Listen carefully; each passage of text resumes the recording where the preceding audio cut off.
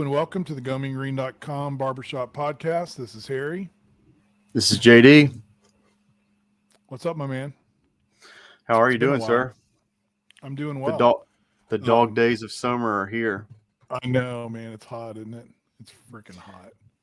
We've been getting some Then rain again, this we've year, lived so in it's Texas all our lives, so we're kind of used to it, I think, a little bit. yeah, it's just not hot and dry like it was last summer. We're getting some rain, so it's good in my part of in East Texas. We're blessed. Good. Well, I tell you what, it is, but it's also a very exciting time because we are heading into the first year. So I guess it's official now. I mean, we're in the American Conference. Do you want to give just some general thoughts about the official entry, I guess, as of July 1st or whatnot, into the American Conference for UNT. I think it's a big step up in everything. I mean, football, we know that's going to be a huge jump. We've seen, the American, I would say, is, I mean, they've earned the name the Power Six the last few years. So I think that's going to be a big jump. I think the probably the biggest jump we're going to see is basketball. I mean, I think we're going from a conference where we had to win the conference tournament to make it to the NCAA tournament.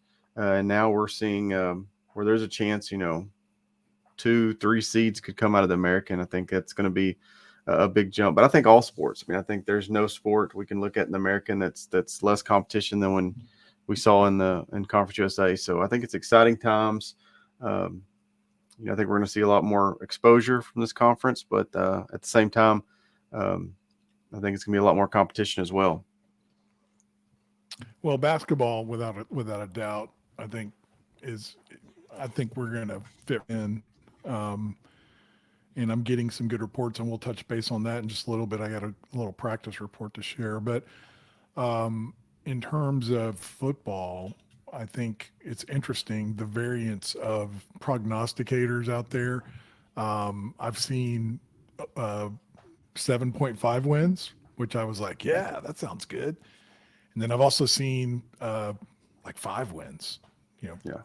4.5, 5.5. Uh, any thoughts on where you've got us pegged football wise? I mean, I just honestly, you hope for the best, but it could a couple wins, a couple losses here or there. It's a tough schedule, especially on the back end. Yeah. I mean, the with a whole new staff, we're not sure what to expect when we got the first game against California, but um, definitely got to win some games there in the front part of the schedule. I Ten think there's point definitely dogs, some. by the way. 10-point dogs against California, by the way, at home. So I I for I what feel that's worth. better. I know once the season gets a little closer, we'll talk a little bit more about betting lines. But I mean, I would feel pretty confident taking the 10 points and Coach Morris in that first game. I think there's going to be a lot of excitement. I think it's going to be the temperature should help North Texas. I mean, that should play in our favor. Um, but yeah, I said the other day that year one, new conference, a schedule that's hard as hell on the back end. If we got 6 wins and go to a bowl game, I'm going to be pretty excited. I think that's you know Absolutely. I think that's and you said 7 wins, 5 wins. I think if we can get to that 6 win mark, make a bowl game, I think that's a win. And I'm going to give Coach Morris and his staff um, a pretty high grade. I think that would be a good first year and kind of lay the foundation moving forward. Well, you hope so. I mean, you just want to pull for this guy. And it's nothing Yeah. against Seth. I liked Seth. I thought Seth was a nice guy, but for something about Eric just makes you really want to see him succeed. And I would love to see him, start things off. I mean, whether we beat Cal or not isn't going to be the end of his job. Obviously, he's going to be here for a while, hopefully for a long while. But there's something about his personality. Uh, I got a lot of good reports from the caravans. Evidently, the Austin caravan, there were a lot of fans there buying him beers, and he was accepting them, and he was really pleased that there was so much camaraderie. I think, but he's just got a real charismatic personality, and everyone that comes across him comes away just with a real good feeling about him and what he's going to do here. I mean, you can touch on that. you're a VIP guy these days, from what I understand. A little birdie told me you got to shake hands with him and meet him in person recently. Got to meet him last week, and I mean, like I said, super nice guy. We got to meet Seth too, and Seth was nice. But there's just something about Coach Morris that, I mean, like you said, you just want to pull for. I mean, I could see in the little bit I got to meet with him, it wasn't a long conversation. It wasn't nothing drawn out, but you can see he's got that kind of aura, energy about him that he's a guy that I can see players wanting to get behind, recruits wanting to play for, and a guy that I can see fans wanting to cheer for in the future. I mean, I think he's a guy that's he's going to be easy to root for. So I think exciting. We've talked about it before. I mean, when the hire came out, we were tossing out a lot of different names. He was a name that kind of wasn't on the radar that we were talking about. Um, so might have been a little let down at first. I don't even know if it was a letdown. It was just, I think if he'd have stayed at Incarnate Word and came straight from Incarnate Word to North Texas, it would have been a completely different deal. The 1 year at Washington State was just he kind of, I don't want to say he fell off the radar, but was just kind of out of conversation. I mean, I feel like when he was in Incarnate Word, it was every year we were talking about, this is the guy that needs to take over for Seth. But I'm excited. I'm excited for him. I think that the North Texas football program is in good hands. Absolutely. Well, it's going to be fun. It's going to be interesting. One of the most interesting. It reminds me, it brings me back to when we joined Conference USA, and there was a certain excitement about going into a new conference that you just can't put into words, really. I mean, it's just this feeling of, okay, we've got this opportunity. Let the past is the past. Obviously, Conference USA was good for North Texas, I think, in a lot of respects, but we never won it as a conference. And there were some disappointments along the way as well. But I look at this conference and where it sits, and you got to think that some of these teams that will be playing SMU every year in basketball is one of those things that's exciting. Going to New Orleans and playing Tulane, being able to play Navy in Annapolis. I know a lot of alums are excited about that trip and have already made plans to go there. There's just a lot to me. I have every year is exciting at this time of the year because the anticipation's growing, but I think this year in particular it is for me. So it's going to be fun to see how it all plays out. I know a lot of people want to hear always when I'm graced with your presence about recruiting and what is going on and what the latest is. I did get to watch your interview with Coach O in Sonoy, and let me tell fans out there, if you haven't watched that, you got to watch it. It's really good. There's some really good insight. I think Coach O is, I'm just, I think he's a home run hire. What he's done in terms of social media, the camps, having 600 campers in one day, just, again, changing the script is what I always say. I just feel like the staff is really changing the script for North Texas. But why don't you give the fans out there kind of a little update and talk about your time with Coach O? Yeah, Coach O, we got to talk to him a little bit before. The podcast was kind of cut short. I'm definitely going to have him back on with Sonoy again as we move along. I mean, he was such an interesting guest. He's a guy that, I mean, when you put on teasers on Go Mean Green of who you're interviewing next, um, you know everybody he seemed like to me that you see Coach O's name just as much as any head coach we've got at North Texas. So I was glad to finally get to talk to him. Super interesting guy. He just gets recruiting. I mean, that's the thing about it, is that it's just I mean, he just gets it. He understands that it's about relationships. It's about you know digging under rocks. It's about, and he speaks on that in the podcast, that he enjoys finding the sleepers. He enjoys finding the guys that that 24/7 and on three and all these guys rivals haven't found yet. And that's I think to be a North Texas, you got to win recruiting battles, but you also got to go out there and find the Jeffrey Wilsons, the Ladarius Hamiltons of the world, that they have a few offers, but I mean, I would say deep in East Texas, Central Texas, West Texas, those guys, they don't get the kind of recruitment, the kind of coverage that the DFW Houston guys get. So I think that's he's a good guy to have on the staff. I think he kind of jokes about, he gets he has to be careful what he says on social media, because he rides that defense line pretty good. But yeah, it was a very interesting and I felt like insightful interview. One of my favorite I've done so far. Yeah, me But too. I loved it. as far as recruiting goes, the staff is. I feel like they've done good. They had some decommitments. I felt like that. You know, Twitter and Go Mean Green. I felt like some of the fans brought out their pitchforks and kind of freaked out a little bit. But we're middle ways through July and we've got 11 commits so far. And out of the 11 commits, I feel like every one of them's got multiple offers. And some of them's got some super impressive offer lists. Some of the most impressive offer lists I've seen since started covering this. But the last few weeks they've landed 4 wide receivers, all of them pretty highly regarded. I'll kind of run through those. Christopher Barnes, North Shore, 5'8" guy, very large offer list, 15 offers. Baron Tipton, 6'4" from Coppell. This is a guy that is going to be an end zone, red zone target, but he's got the body frame. Add 20 pounds, he could be an all-conference tight end.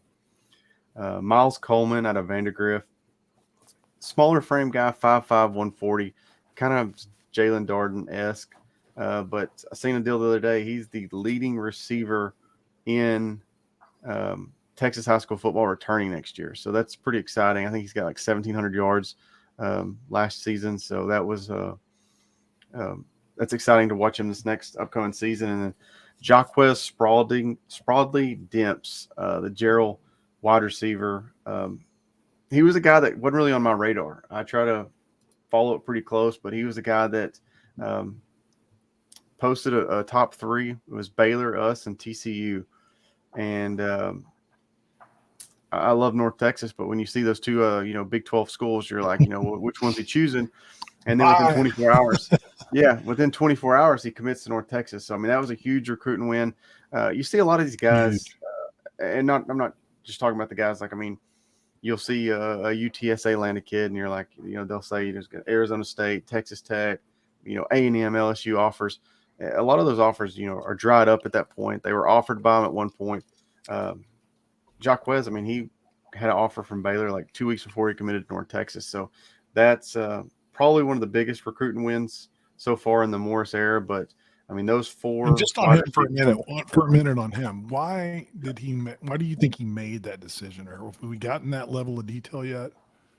I haven't got to talk to him directly.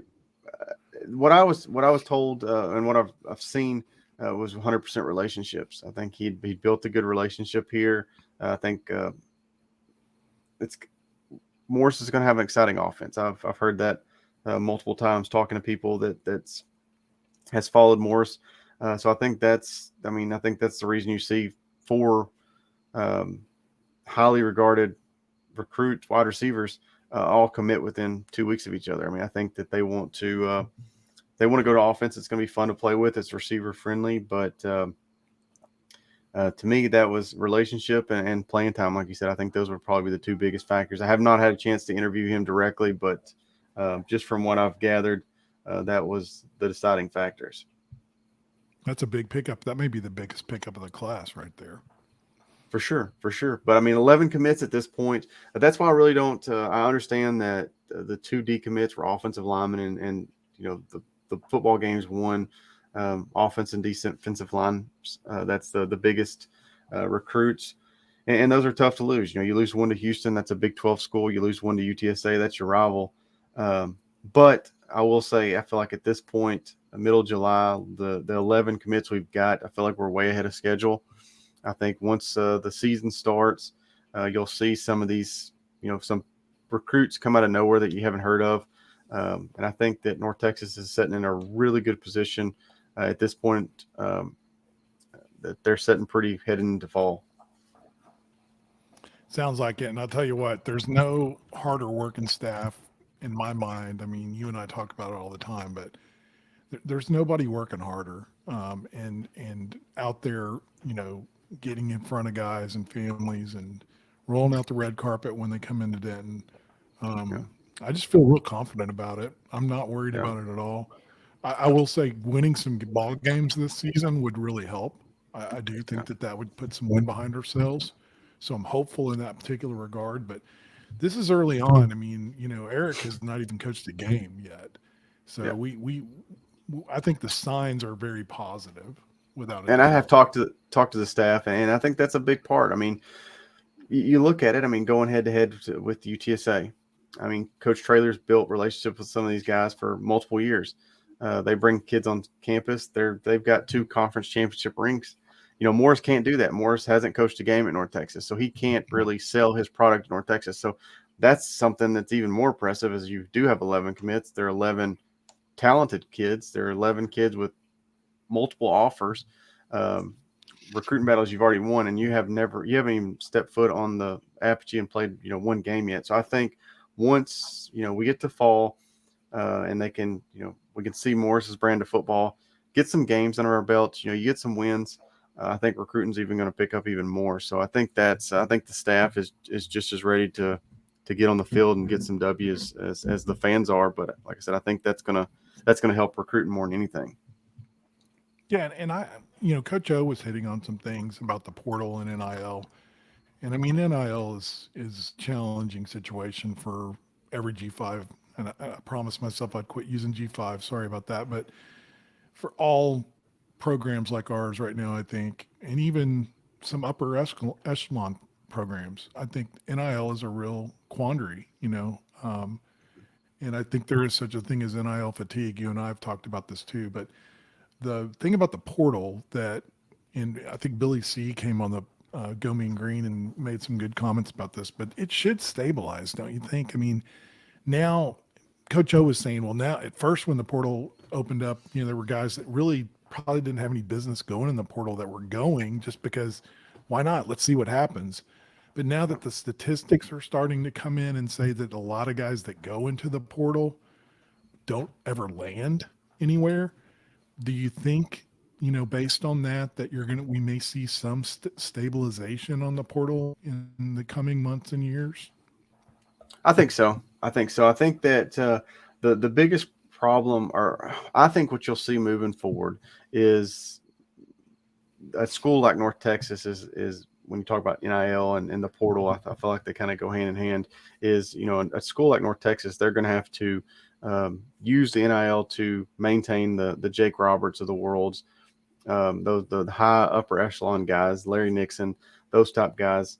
Those guys, I think, will still.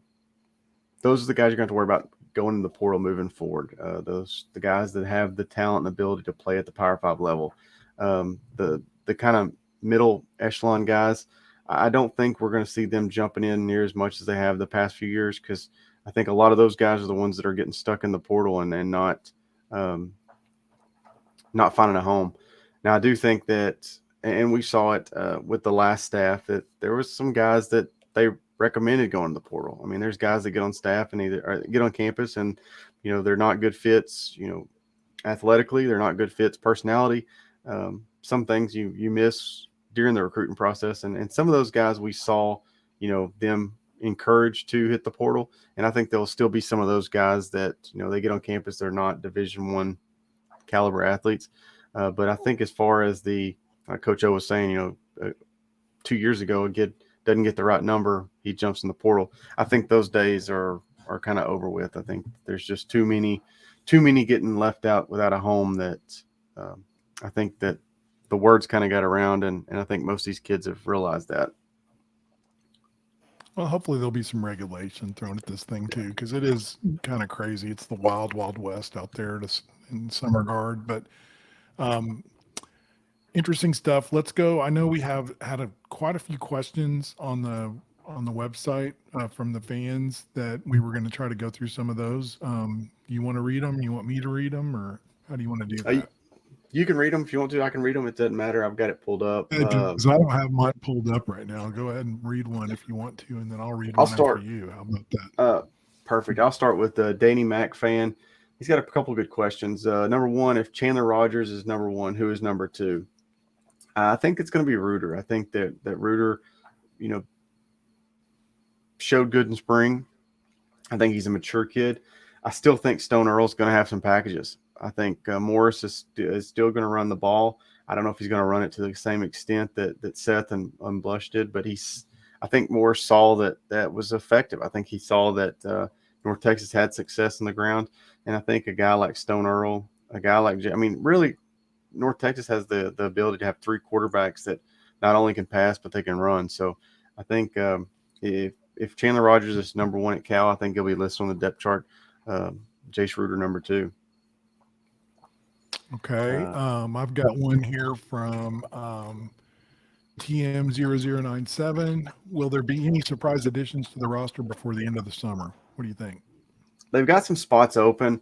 I don't think that the team, the staff is going to go out to fill guys just to get guys on campus. I think that they're not opposed to just leaving those spots open if the right guy doesn't come along. So as of right now, I don't see anybody or see the staff targeting anybody to any of those last. I think there's we've got it on the Go Mean Green. We've got the scholarship distribution on there, and I think there's 5 spots left. I just don't see anybody right now.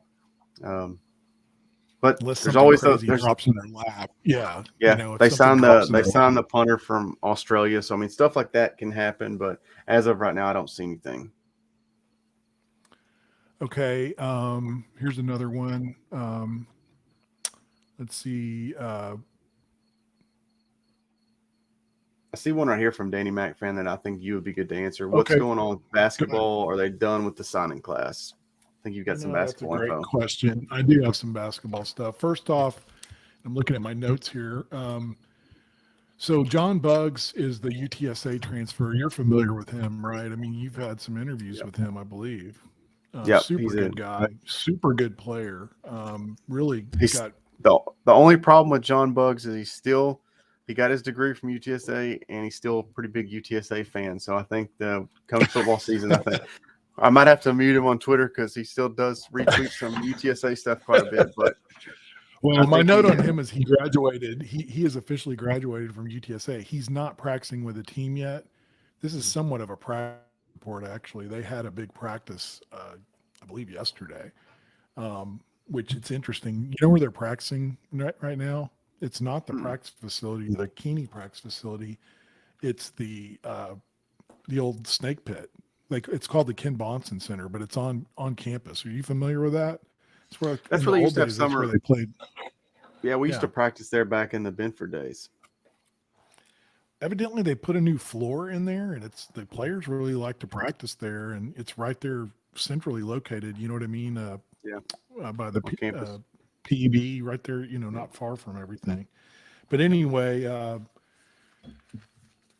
you know the part of the biggest thing that got him to North Texas really was the coaching staff and what they're doing. So having him in the fold is going to be nice, a nice addition. One thing I wanted to add too, Matthew Stone is a player a lot of people are interested in, and he has a lot of fans on Go Mean Green. He's already lost about 10 pounds. They've really been working him out, and his shot has gotten a lot better in the off. He's really been working on his shots. Matthew Stone's a name to definitely keep an eye on. Not that he wasn't already contributing defensively and with rebounds, but if Stone can all of a sudden start hitting that 3-point shot, his game's going to elevate. I would say there is one spot left. I know there's a lot of debate about this on the board. Some people say 2, some people say 1, some people say none. But there is one spot left, and the reality of it is they're probably not in any rush to fill that, because I'm telling you, man, this roster is full. I mean, this may be one of the most talented teams they've ever had. Everyone is looking good. Ruben is looking good. Sissoko is his best. His best game is ahead of him. He hasn't even played. He's just beginning to get to where he can be, but everyone is looking really good in practice. And I think the reality of it is they want to put that last spot with a 4. And I think the issue they're going to run a little bit with the 4s, they're going to look on the roster and see that, this is the problem. When you get good, all of a sudden recruits are like, well, where am I going to play? So I think that's, there's a possibility, just like you said in football, there's a spot there that if the right situation comes, but don't be shocked if they don't use it at all. they may just hold on to it. Um, those were the main notes that I had. But again, the everyone that I'm talking to inside the program right now is just thrilled at the depth, the you know the defense is not going to lose a beat. Everyone, I think, agrees that as great a coach as McCaslin was, and I'm still a fan of McCaslin. Hope he does well but the reality of it is that Ross Hodges, it was a big component of that defense, and that's not going to change. So anyway, I thought that was a good report, and it'll be interesting to see if they do anything with that last spot or not. But if I was a betting man right now, I'd say they probably are going to hold on to it. Yeah. Other questions? JTM schedule for practice. You go ahead. Sorry, I didn't mean to cut you off. No. JTM had one more. Who do you think QB1 against Cal is? I've had my bags in the Chandler Rogers since he committed, so I'm gonna stick with that. There's no question, and I'll tell you that is a story we're going to be following very closely as we get closer to the season. Because I'm telling you something, I think that kind of flew under the radar. People are like, "Oh, well, he just landed in our lap." No, this guy had some options. I mean, we know Cal. I think Baylor was very interested in this guy. I mean, really interested in him. I mean, a lot of it was his completion percentage on a very bad football team. But I've been doing a little bit of studying of him, just some film and things like that. This guy could really be a difference maker. I think our fan base needs to keep that in mind. I know spring wasn't like, I think he looked good. I mean, I was at the game. I thought he looked the best at the spring game, but he had his ups and downs in the spring. But he's a new player, new team. But I don't put that much stock in spring anyway. But again, I think this is a secret weapon we have going into this season. He's got the arm strength. He can run the ball. He's got wheels. He's got accuracy. I'm really excited about him. I think he could be a real surprise. Yeah. Okay. Other questions? Is Cal this is a Mean Green fan? Is the Cal game the biggest of Morris's career? Basically, the question I'm going to ask you is how big is this Cal game for Morris in the program? I mean, I think it's a good game to.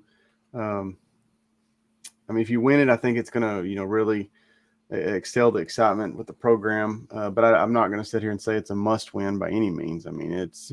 I wish we could have flipped, the FIU game and let them have a warm up. But I do think it's. It's Cal's first game too. They've got a new offensive coordinator. They struggled last year at times. So, I mean, it's not Alabama coming into town. It's not, it's not TCU. It's not Ole Miss. I mean, it's a Power 5 school, but it's I think there's a chance. I mean, it's definitely winnable. I think the 10-point underdogs is, like I said earlier, it's a little much, but I think it's a big game just to lay the framework for what the season's going to be. But I don't think it's the biggest game of Morris. Yeah. No, and I would love to see him win. I would love to win, but it's not the end of the world. I wouldn't put it on him like that. No, and the next question is from El Paso, who follows along with that, talking about the indoor practice facility and worried about us. Is the heat in the first game and wear them down. When I was there last week, the coaches can't be on the field, but the players were out there with the strength and staff, and they were outside practicing, and it was warm the day I was there, so. I don't think we have anything to worry about them spending too much time in the indoor practice facility. I think our team is going to be ready to play in the heat. One question from NT80 I was going to throw at you because of your recent visit. People got to understand, man, when the real JD goes into Denton these days, they roll out the red carpet. He really gets the full tour, the inside track when he's there. But he had a question: how do we get more students into the stadium instead of just outside partying? And I think you and I talked about that a little bit. Aren't there some things going on? It sounds like that Jared Mosley staff is working real hard to work on some things internally to address that situation. Yeah, I think we've got to give Coach Mosley credit. I mean, I don't think there's been an athletic director in the country that's, hired and then had to make the amount of big, crucial decisions and hirings and firings that he's had to do in his first, 6, 7 months on the job. So I got to give Mosley credit. But at the same time, um, this group, Connor Smith, Ron Peck, Taylor Bryan, these guys, there's going to be a lot of changes this fall. I think they are, going above and beyond, trying to get more butts in the seat. I think they're trying to. I see one of the questions on there, and NT80 has several good questions. But how do you get Denton to the games? They're working on it. There's going to be a lot more signage downtown. They're working on a lot of things. A lot of things I can't say right now because they're still in the works. Yeah, I but, wish we could say we can't say it right Yeah. now. Let's just tease Yeah. it and say Yeah. this will be they're putting some things in place that should be very positive in Yeah. regards to those questions. Yeah. And I mean, all these things that are listed, the athletic department is aware of. They're aware of the parking. They're aware of the signage. They're aware of the, Wi-Fi video boards, in stadium sound. I will say, I think I can say, if I can, I'll find out later, but there is a new DJ. The Dallas Cowboys DJ will be at Apogee this year for DJ for North Texas. So that's going to be exciting. I think the in-sound stadium, Nice. I know the Green Brigade's got a new music director. So, but there's a lot of things. Like I said, there's a lot of things. Everything that NT80 says, the athletic department's working on right now. So, I'm excited to see how it all plays out. But there's a lot of big things in the works for sure. No doubt. Man, there's a lot of questions on here. Good night. We may have to do another show just to answer some of all these questions, but there's some good ones. Congrats to the people that asked them because there was definitely some thought put into this. That's not always the case, right? But here's another one real quick, and then I know we can't stay on forever. What is the strengths and weakness? What are the strengths and weaknesses of the team? Is basically what the question was. What are your thoughts on that in terms of? And I'll give you mine after you start. I'm missing exactly what he said here, but that was the gist of the question. Strength and weakness, strength of team and Yeah, weakness. I think, Biggest I mean, question mark to going me, into the season. Yeah. Yeah. So I think the strength, I'm going to put that running back room. They've got Coach Cobbs has 4 thoroughbreds that, I mean, I think can start on pretty much any team in the American. I think the offensive line is going to be a kind of a strength there as well. Fabichi's a guy that I've heard multiple guys on the staff glowing about. I mean, he's a guy that I think is going to have the potential to play on Sundays. The wide receiver room. I mean, I think, whoever takes over QB1, they're going to have a ton of weapons at their dispersal. So it's going to be exciting to see. I would say the biggest weakness for me is going to be that secondary. There's a lot of question marks there. There's a lot of, is John Davis going to be able to come back from injury? He's a guy that the last staff, we were told multiple times, like that's a guy that's going to be playing on Sundays. Playing Nick the NFL. Nick Naquasa. He's a safety that, came in from Central Arkansas, got hurt last year. But he's a guy that's, got a star by his name that, he was really impressing and really turning some heads when he got hurt last year. So the safeties, Rich Tata is coming back. Lorenzo Thompson's a guy that's kind of is taking a step forward. To see the publications are saying new defensive coordinator, how the strengths. Yeah, like I said, I don't. That's if I had to choose what I'm most nervous about, I will say secondary. But there is a lot of pieces there that, I mean, like Nick Naquasa, that guy's got the talent to be an all-conference. Phil Hill is a guy that's showed it at UNLV that he's an all-conference top player if he can stay healthy. So a lot of question marks in that secondary, but at the same time, it could, by the end of the year, be the strength of this team. But right now, I'm going to say that's what I'm most concerned about. Well, I'm going to agree with all your strengths, so that makes my job easy. I'm going to agree with every single one of your strengths, but I'm going to throw in weakness. My weakness, my biggest question mark is defensive line, and it's not because they're not good players. I think we do still have good players on the defensive line, but I think depth is going to be a concern. And let me tell you right now, get ready for it because Cal is going to try to smash mouth us, our front seven, big time. I've looked at their offensive line. They're big, they're strong. We played Cal before. You know the drill. They're going to try to just throw it down our, run it down our throats. And anyway, that would be my biggest weakness. Hopefully, we'll see signs in that game that that's not going to be a weakness. But at least going into the season, that's probably my biggest question mark. The defensive line front seven. Any And other good two questions? two things. There was one Mean Green B-ball report, Greg, who's I've had on the podcast before. Who do you believe will be talked about as Mosley's best hire by this time next year? He asked that question, and I've been thinking about it. He asked it 2 hours ago, and I've been thinking about it ever since he asked. It's a tough one. Um, I think there's by next year, like I said, I think we're going to have to, judge Morris's first year. I think football is different than basketball because, it's a little harder to do a turnaround. I think Ross has the hardest job, and that's because you're taking over a team that won the NIT. I mean, Yep. I was always told in college. Coach Baker told me, I told our class that if you're going to be a coach, go take a job where they haven't won. He said, don't replace somebody that's winning. So I would say that Ross has the hardest job out of the three. I'm going to call the big three: uh, Coach Burton, Coach Morris, and Coach Hodge.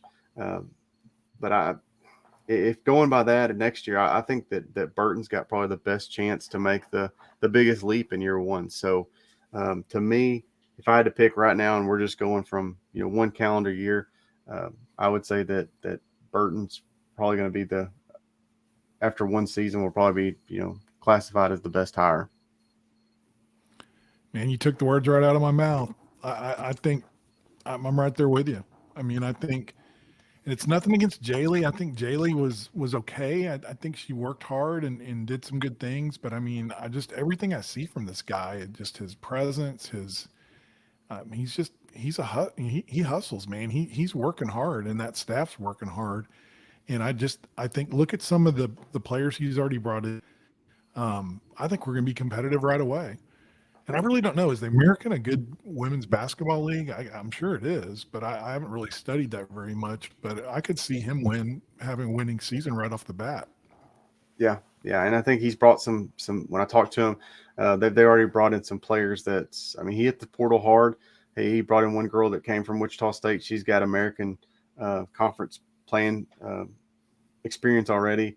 He brought two girls with him from Commerce, so they're and Jaylee.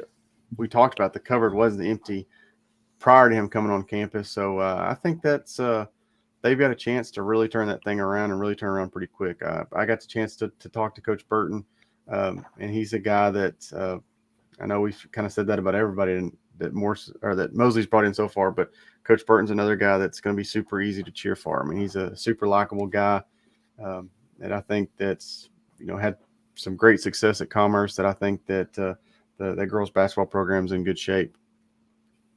Well, hey, listen, Mosley's done a lot in a short amount of time. He's earned his check.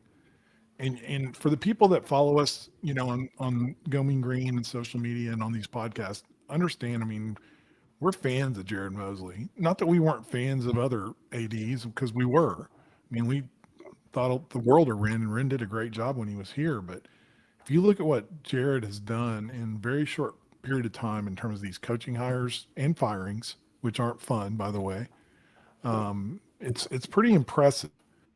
And I will say this as far as the site goes and supporting us, he's rolled out the red carpet. And, I've been following this stuff for a long time, and so has JD, but I can't say that we've ever had an athletic department that's been so supportive across the board. And that's really good. I mean, that's helpful because we're all on the same team. I mean, at the end of the day, even the fans, we're all trying to move this program forward. best we can, right, JD? Absolutely, absolutely.